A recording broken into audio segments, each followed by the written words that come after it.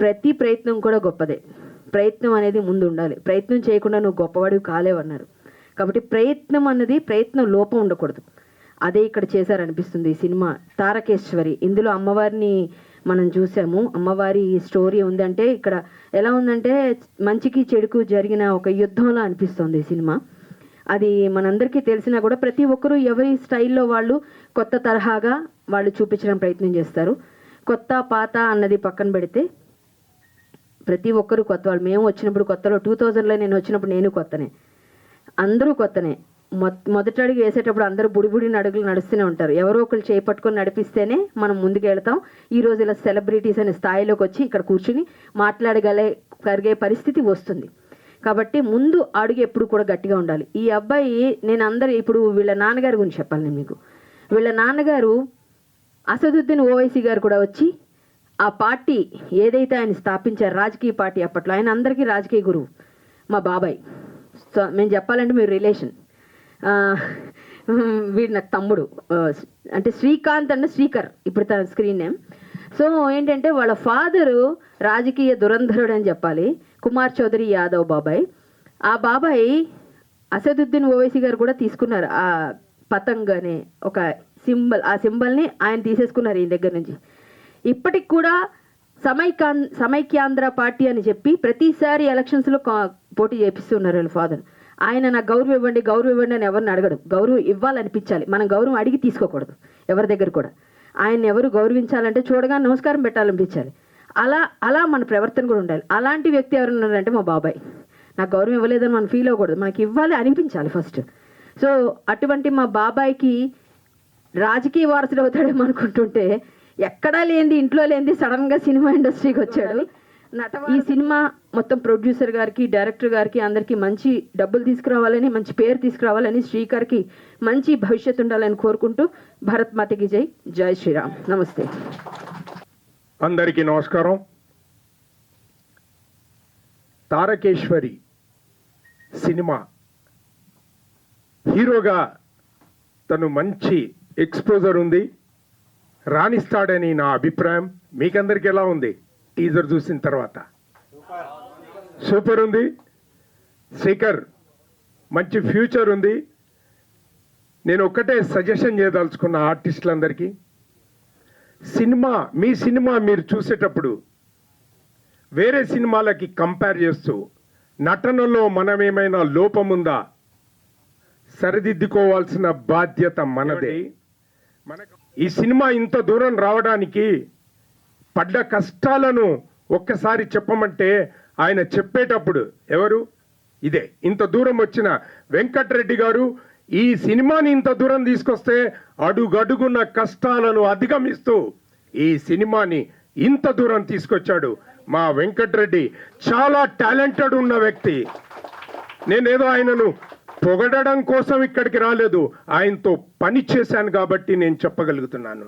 తనతో పని చేశాను, షూటర్ సినిమాలో మంచి వేషం చేశాను. తన టాలెంటు అది నాకు ఈ స్క్రీన్ మీద కనపడింది. తిన వేషంలో ఆయన యొక్క టాలెంట్ కనపడింది. మీరందరూ ఆయన ఈ చిన్న సినిమా ఇప్పుడు అయిపోయింది, బడ్జెట్ ఉంటే దీన్నే చాలా అద్భుతమైన సినిమాగా చిత్రించగల దమ్ము, ధైర్యం ఉన్నటువంటి మన వెంకటరెడ్డి గారికి మీరందరూ ఒకసారి గట్టిగా చెప్పట్లు. తారకేశ్వరి అనే చిత్రం నటించిన నటీనటులకి, అలాగే ఈ నిర్మించిన నిర్మాత దర్శకుడికి కూడా నా హృదయపూర్వక అభినందనలు తెలియజేస్తూ నాకు ఈ అవకాశం ఇచ్చినందుకు సర్వదా శతదా కృతజ్ఞతలు తెలియజేస్తున్నా. Thank you. కళాకారుడు, కథానాయకుడు ఇతను మా కళ్యాణి గారు చెప్పినట్టు రాజకీయ బ్యాక్గ్రౌండ్ నుంచి వచ్చిన నేను ఆదరించే, గౌరవించే కళ్యాణి గారి కుటుంబం నుంచి ఈయన వచ్చాడు కాబట్టి తప్పకుండా కళాకారుడిగా ఇతను రాణిస్తాడని నన్ను క్షమించాలి హీరో గారు. నాకు కూడా నువ్వు అవకాశం ఇవ్వాలి. ఒక నిర్మాతగా నేను రిక్వెస్ట్ చేస్తాను. నీ పేరు మర్చిపోయినందుకు నన్ను అదే కాదు, ఇక్కడ కాదు, ఈ స్టేజ్ మీద నీ నామం నేను ఎత్తినందుకు అంటున్నాను. నేను కూడా ఇప్పుడు 2 ఫిల్మ్స్ డైరెక్ట్ చేస్తున్నాను. తప్పకుండా నీకు అవకాశం వచ్చే ప్రయత్నం చేస్తాను. Thank you very much. ఇక్కడికి వచ్చినటువంటి ప్రేక్షక దేవుళ్లకు ముందుగా పాదాభివందనాలు చేసుకోవాలి. ఎందుకంటే ప్రేక్షకులు ఉంటేనే మన సినిమా నడవడం జరుగుతుంది. ఎంతో శ్రమ వచ్చి కష్టపడి శ్రీకాంత్ గారు ఈ సినిమాను ముందుకు తీసుకొచ్చారు. తను ఎంత డబ్బులు ఖర్చు పెట్టారు, ఏం చేశారు అన్నది మనకు మాత్రము తెలియదు కదా.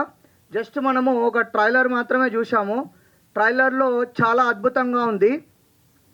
ఇలా వచ్చామో అలా పోయామా అన్నది కాకుండా ఈ సినిమా అద్భుతంగా థియేటర్లలో ఆడాలి, థియేటర్స్ దొరకాలి, వాళ్ళు పెట్టినటువంటి డబ్బులకు ఎన్నో రెట్లు ఆ భగవంతుడు ఆశీర్వాదంతో వాళ్ళకు ఆ డబ్బులు రావాలి.